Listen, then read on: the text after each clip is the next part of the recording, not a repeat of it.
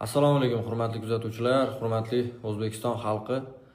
Men Ravshan Ilhamjonovich, Shahzod Uzoqov, ya'ni gol taxallusi bilan tanilgan MMA aralash jang san'ati ustasi sportchimiz advokat hisoblanaman.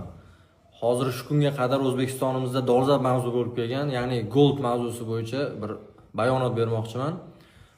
Goldni shu kunga qadar barcha tergov va sud jarayonlari o'z nihoyasiga yetdi va nihoyasiga ko'ra gold o'zi qilgan qilmishlari bilan aybli deb topilib 5 yil muddatga ozodlikdan mahrum qilish jazosi tayinlandi.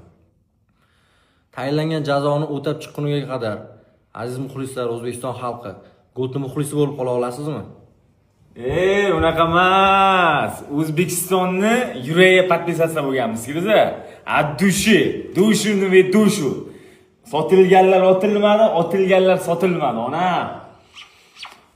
O'zbekiston alhamdulillah, mana alhamdulillah ozodlikka chiqib oldik. Onamga bu safar gul olib kelmadim. Onamni o'zlari gul bo'lib turibdilar. Onamning mana degan gullar uyaladi. Men sizlarning podishkalaringizni, har birlaringizni podishkalaringizni eshitdim va ko'rdim va sezib kelyapman.